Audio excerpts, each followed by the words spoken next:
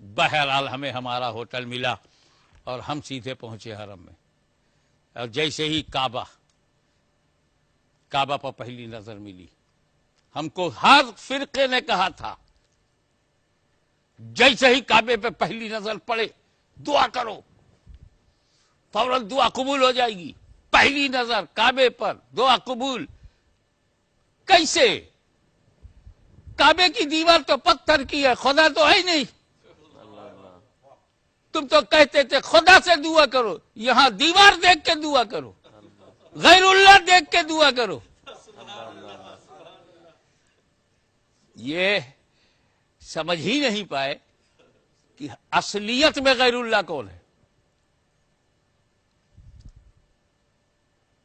جو اللہ کا نہ ہو وہ غیر اللہ. اللہ جسے اپنا کہے اسے آپ غیر کہیں گے. بہرحال انہی کی لینگویج صحیح. اس سے پتا چلا کہ اگر اللہ پتھر پسند کر لے تو اسے بھی دیکھ کے دعا کرنا چاہیے. حجر دیکھ کے دعا کیا جا سکتا ہے، پسند اللہ کا پسندیدہ بشر دیکھ کے دعا نہیں کیا جا سکتا. اسی پہ حج نہیں رکتا. وہ جانتا ہے کہ بڑے ضدی لوگ ہیں. اس میں وہ لوگ بھی ہیں جو مسلمانوں کو ہی مارنے کو ثواب سمجھتے. ایسے لوگ ہیں جو نماز کو بندگی نہیں سمجھتے، اپنی مجبوری ہے، اپنائے ہوئے ہیں. اور یہ جہاد جو ہے اسلام میں برائی سے لڑنے کے لیے، یہ برائی سے نہیں لڑتے، خود برے ہیں. بروں سے یہ امید رکھنا کہ وہ برائی مٹائیں گے. آج آپ یہ سب ایکسپوز ہو چکے ہیں. اب آگے بڑھیے. کہاں جانا ہے؟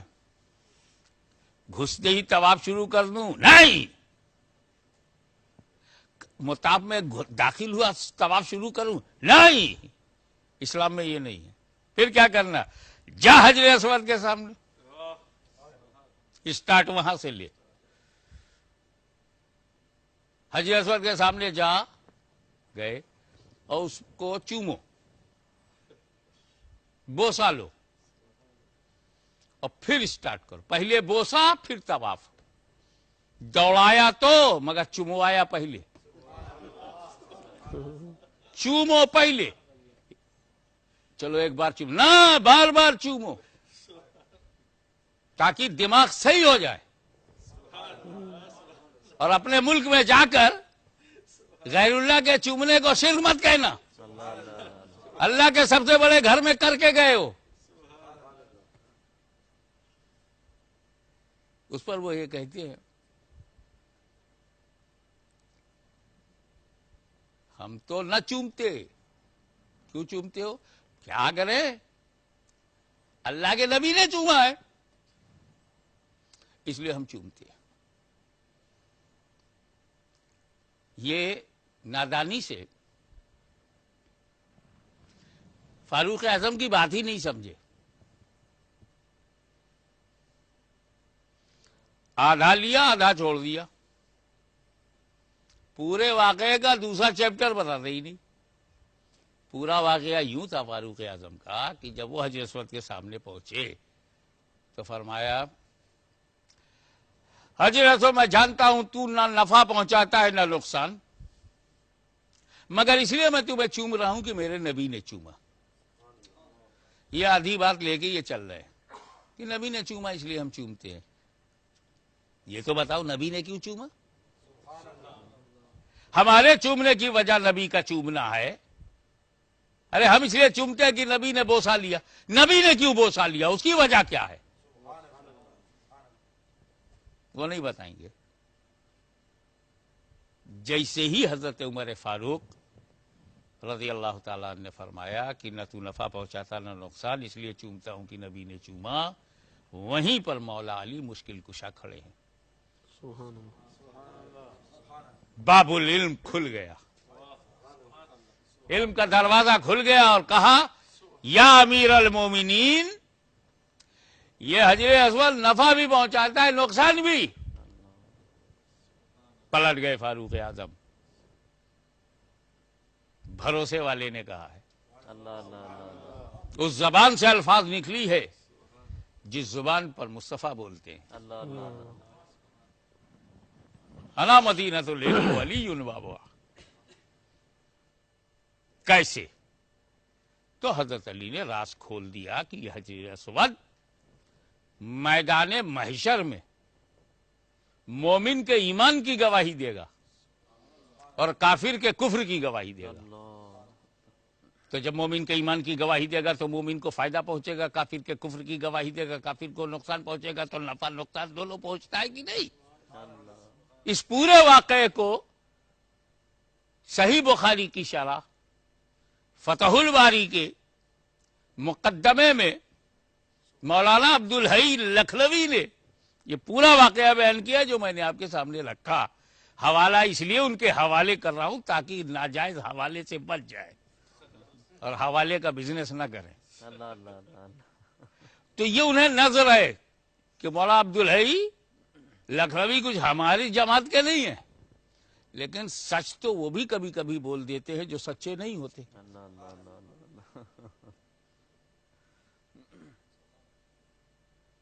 اب یہاں سوال پیدا ہوتا ہے کہ حجر اسود مومن کے ایمان کی گواہی دے گا اور کافر کے کفر کی گواہی دے گا.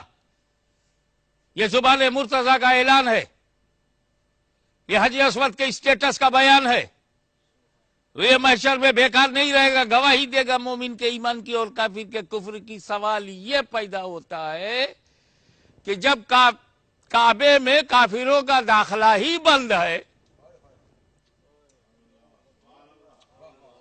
دخول ہی ممنوع ہے، entry of the disbelievers and مشرک worshipper of idols can't enter into حرم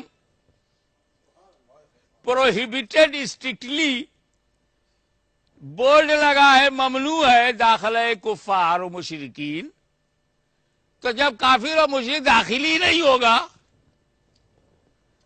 تو یہ کس کے کفر کی گواہی دے گا؟ لہذا ضروری ہوا کہ صرف ایمان والے ہی حج نہ کریں، کفر والے بھی حج کریں. کسی یونیفارم میں، کسی نام سے، کسی شکل میں، سو کالڈ مسلم، ان کا حج کرنا ضروری ہے. اب جب صحیح العقیدہ عاشق رسول حجر اسود کے سامنے پہنچا، اب وہ ایمان کی گواہی دے گا، اور جب یہ دہشت گرد پہنچے تو ان کے کفر کی گواہی دے گا. یا رسول اللہ، یا علی.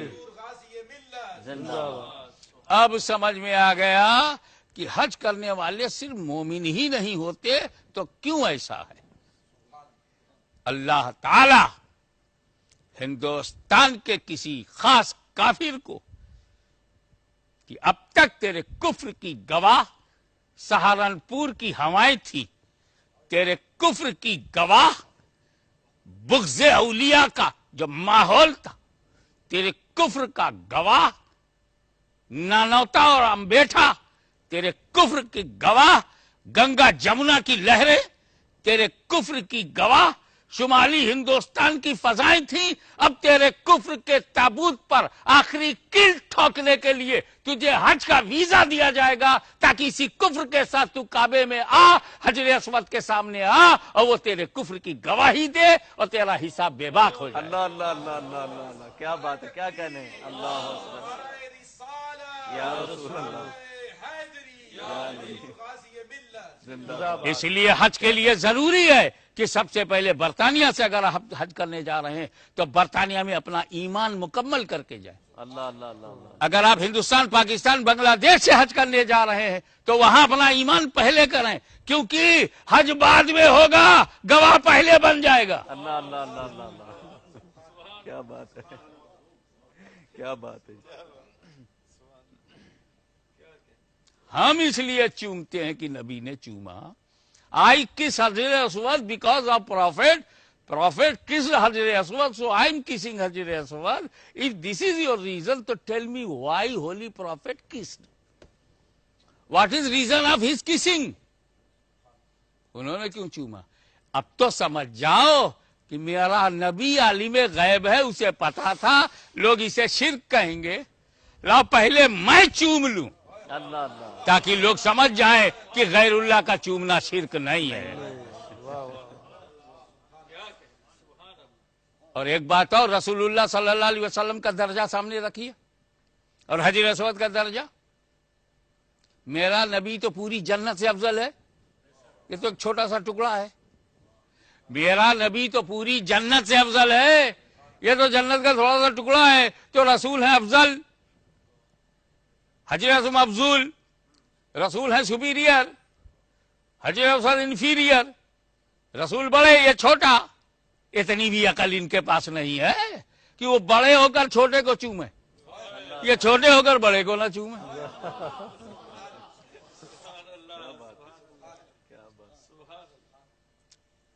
دیکھیں آپ کو بتاؤں, چومنا, بوسہ لینا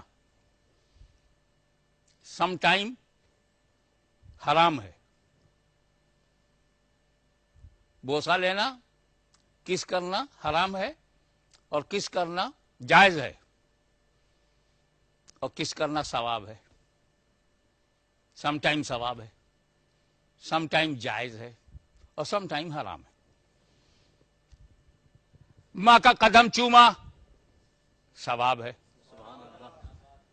اپنے بچے کو اٹھا کے چوم لیا جائز ہے, پڑوسن کو چوما حرام ہے.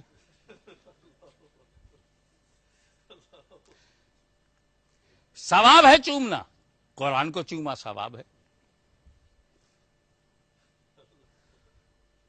باپ کے قدموں کو چوما ثواب ہے, ماں کے تلوے کو چوما ثواب ہے. شرک تو ہوتا ہی نہیں. کوئی دنیا کا پڑھا لکھا آدمی اگر شرک ثابت کر دے, میں تقریر کرنا بند کر دوں گا کہ چومنا شرک ہے. غیر اللہ کو چومنا اگر شرک ہے, ہاں میں مانتا ہوں کہ ماں باپ کا چوما تو ثواب ہے, اولاد کو چوم لیا جائز ہے, اپنا ہاتھ چوم لیا جائز ہے, نامحرم کو چوما تو حرام ہے. آئی نو کہ وہ حرام ہو سکتا ہے, وہ ثواب ہو سکتا ہے, وہ جائز ہو سکتا ہے, مگر شرک ہو ہی نہیں سکتا. چومنا شرک نہیں ہوتا, شرک شکن ہے, شرک توڑ ہے. شرک سے بچنا ہو تو چومو. جو حج کرنے جا رہے ہیں شرک سے بچنا چاہتے ہیں تو کوشش کریں چومنے کی. غیر اللہ کو چومنا شرک نہیں ہے, شرک سے بچاتا ہے. کیا بات ہے. اب کیسے سمجھاؤں کہ شرک سے بچاتا ہے؟ یہ بتاؤ, آپ اللہ کو چھو سکتے ہو؟ Can you touch Allah? Can you take Allah in your arms? No. Can you kiss Allah? اگر کوئی اللہ کو کس کر لے تو زیادہ نہیں, میں اپنا صوبہ اتر پردیش اس کے نام کروا دوں گا, خالی اللہ کو چوم کے دکھا دے. تو ہمارے بھائی بولے, حضرت اتر پردیش کوئی آپ کی باپ کی جاگیر ہے کیا؟ ارے میں نے کہا مجھے دینا کہاں ہے, یہ چوم ہی نہیں پائے گا. خدا کو چومنا ناممکن ہے, وہ انلمیٹڈ ہے, بکال و بکالیات سے پاک ہے, تعیل و تعیلات سے پاک ہے, جسم و جسمانیات سے پاک ہے, زبان و زبانیات سے پاک ہے, حد اور حدود سے پاک ہے, لمٹ اور لمیٹیشن سے پاک ہے. تم چھو نہیں سکتے, پکڑ نہیں سکتے, چوم بھی نہیں سکتے. تو جب یہ طے ہو گیا, توجہ, جب یہ طے ہو گیا کہ ہم اللہ کو چوم نہیں سکتے, طے ہو گیا اللہ کو چوم نہیں سکتے, تو یہ بھی طے ہو گیا جسے چوم لیں گے وہ اللہ ہو نہیں سکتا. یہ وہی کعبہ ہے جس میں 360 پتھر تھے. مولا علی مشکل کشا کا ہاتھ پکڑ کر نبی کریم اندر لے گئے, یہ تیری برتھ پلیس ہے, تو ہی صاف کر. لے گئے تو ایک ایک پتھر باہر پھینک دیا گیا, صحیح جگہ پہ پہنچا دیا گیا. جو ان پتھروں کی صحیح جگہ تھی, نبی نے اور علی نے اور صحابہ کرام نے مل کر اسے صحیح جگہ پہ پہنچا دیا. مگر ایک باہر کالا پتھر لگا ہوا تھا اسی زمانے کا. نبی کریم نے اسے رہنے دو, اس پتھر کو رہنے دو. یا رسول اللہ جب کمپلیٹ انقلاب بڑا یوز ہو رہا ہے آج کل, کمپلیٹ کعبے میں انقلاب آ رہا ہے, revolution completely, and you are throwing all kinds of stone from holy Kaaba to outside, so why you are leaving another old stone? جنت سے کوئی دوسرا منگوا لیجیے. جبریل امین علیہ السلام آتے ہیں, اب بول دیجیے گا اب کی آنا تو لے آنا. جنت ہی کا تو ہے, دوسرا آ جائے گا. یہ تو وہ پتھر ہے سرکار جس کو ابو لہب نے چاٹ ڈالا. ابو جہل جس کو روزانہ چومتا تھا, تو جب بدل رہے ہو تو یہ بھی بدل دو. نہیں, آپ تاریخ اٹھا کر دیکھیں, میرے نبی نے ان پتھروں کو باہر کیا جو پوجے جاتے تھے, اس کو باہر نہیں کیا جو چوما جاتا تھا. نعرہ تکبیر, نعرہ رسالت, نعرہ حیدری, علماء اہل سنت. سبحان اللہ. نبی جانے کی چومنا اور ہے پوجنا اور, علی جانے کی چومنا اور ہے پوجنا اور یہ ڈکیت الاسلام یہ نہ سمجھ سکیں کہ چومنا بھی پوجنا ہے. اگر چومنے کو تم نے پوجنا کہا تو تم بھی نہیں بچو گے. جہاں تک میری نالج ہے 99.9% لوگ غیر اللہ کو چومنے سے بچے ہی نہیں. ابے غیر اللہ وہی ہے جو اللہ نہ ہو. ہمارے گھر میں جتنے ہیں سب غیر اللہ ہیں. کوئی صاحب ہاتھ اٹھا کے بول دے کہ میں نے آج تک چوما ہی نہیں. غیر اللہ کو کون نہیں چومتا؟ ابے اگر یہ شرک ہے تو ان سے بتا دو, یہ شرک ابا جان نے پہلے کیا تھا, ولادت بعد میں ہوئی ہے. شرک زیادہ, شرک کے شہزادوں بنو گے. غیر اللہ کو چومنا شرک نہیں. ہاں یہ کہہ کر گزر جاؤں گا, چومتے تم بھی ہو غیر اللہ کو, چومتے ہم بھی ہیں غیر اللہ کو. قسمت کا فرق ہے. تم زوجہ تک رہ گئے, ہم روزہ تک نکل گئے.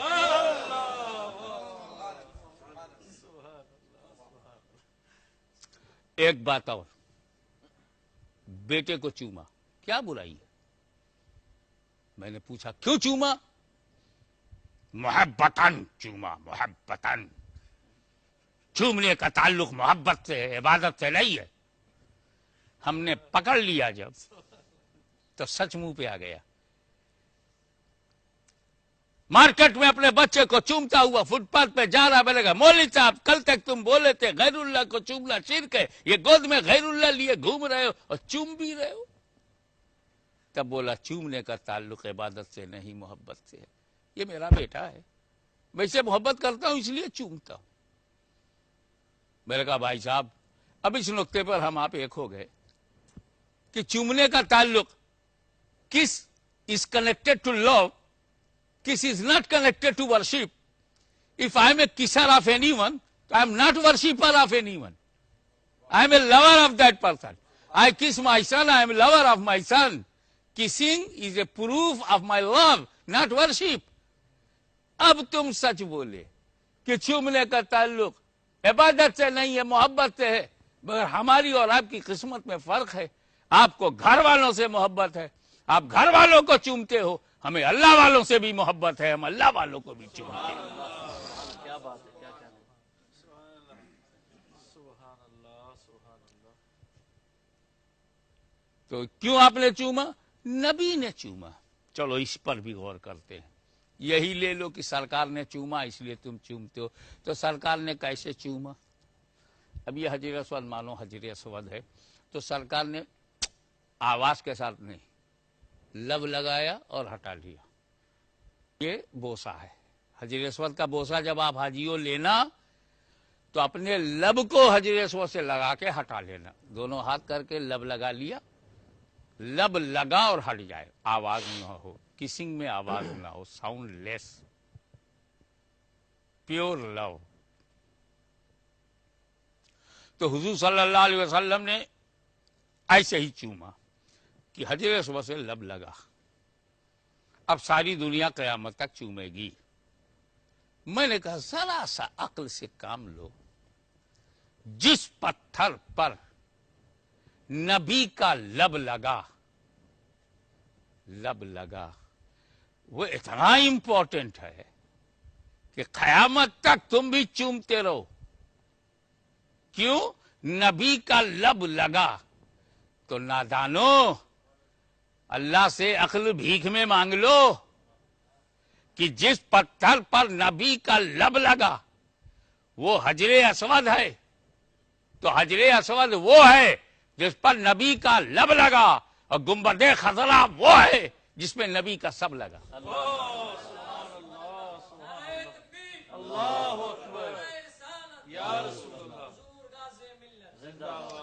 اور لب لگنے پر ایک بات کہوں، شاید دل کو لگے، سرکار کا لب لگا اور ہٹ گیا، ٹیمپوریری کنیکشن، لگا اور ہٹ گیا۔ لگ کے ہٹ جائے تو اتنا امپورٹنس ہے حج میں اس کا، اور قبر انور میں 1400 برس لگا تو آج تک نہیں ہٹا۔